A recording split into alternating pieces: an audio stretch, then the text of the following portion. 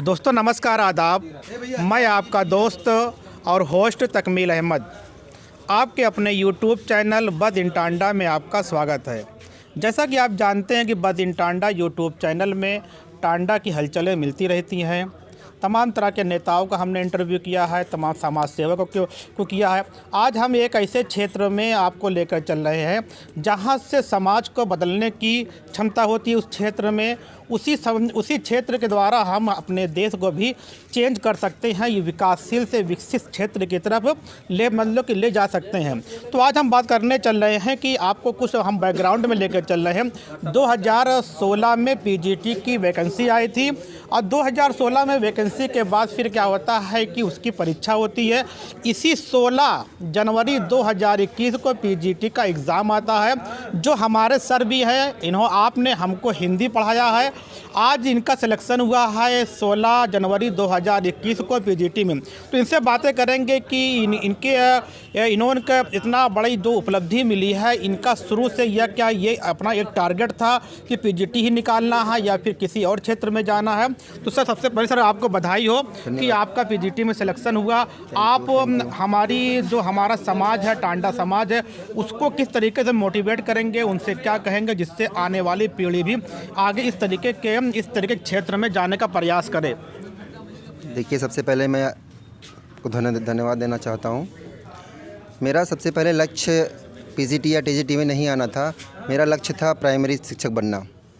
लेकिन बाद में क्योंकि इधर मेरा सिलेक्शन 2 परीक्षाओं में नहीं हो पाया तो मैं हताश सा हो गया। लेकिन फिर वैकेंसी आई 2016 में टीजीटी पीजीटी की। मेरा विषय हिंदी था और मेरी तैयारी भी ठीक ठाक थी। उस समय 2010 मैंने कोचिंग किया था तो तैयारी थी, लेकिन वो पढ़ाई छूट गई थी। तैयारी मैंने 72,000 की किया प्राइमरी शिक्षक के लिए, तो वो छूट गया। लेकिन बाद में मैंने फिर हिंदी पढ़ना शुरू किया तो मैंने 16 की परीक्षा 19 में दिया और आज मेरा प्रवक्ता पद पर चयन हुआ।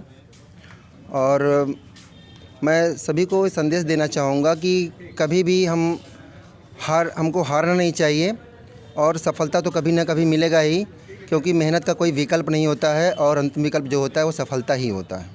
तो इसमें सबसे बड़ा योगदान आप किसका मान रहे हैं? अपने परिवार का मान रहे हैं, समाज का मान रहे हैं कि अपने शिक्षकों को, या फिर किसी और कोई ऐसा संघर्ष रहा हो आपकी ज़िंदगी में?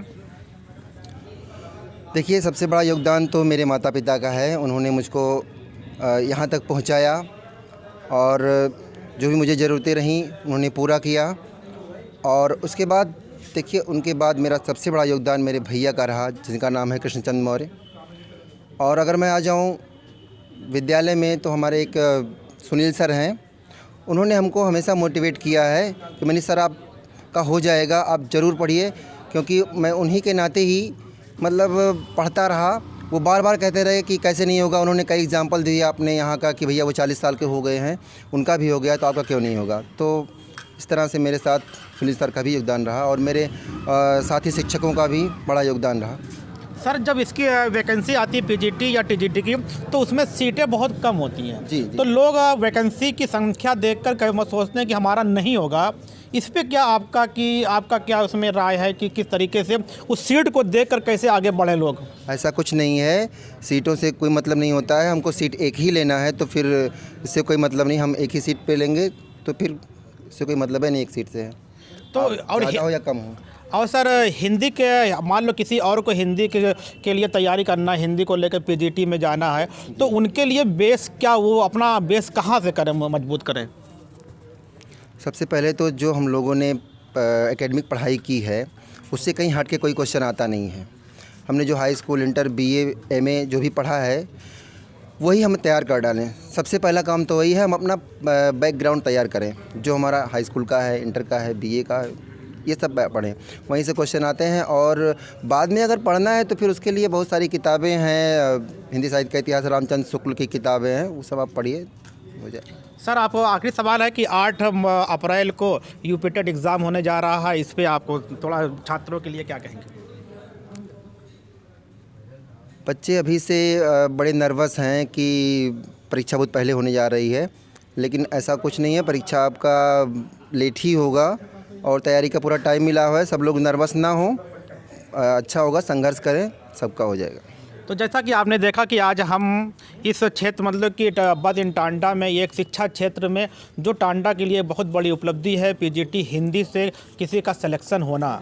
तो आपने जो तमाम तरह के आपने देखा कि हमने बात किया किस तरीके से अगर किसी और को हिंदी को लेकर पीजीटी को बीट करना है किस तरीके से बीट कर सकते हैं। ये आपके लिए बेहतर है, आप इस तरीके से भी अगर आगे बढ़ते हैं तो बेहतर आपको भी मंजिलें मिलेंगी। Okay, thanks. फिर मिलते हैं एक नए सेगमेंट में एक नए टॉपिक के साथ।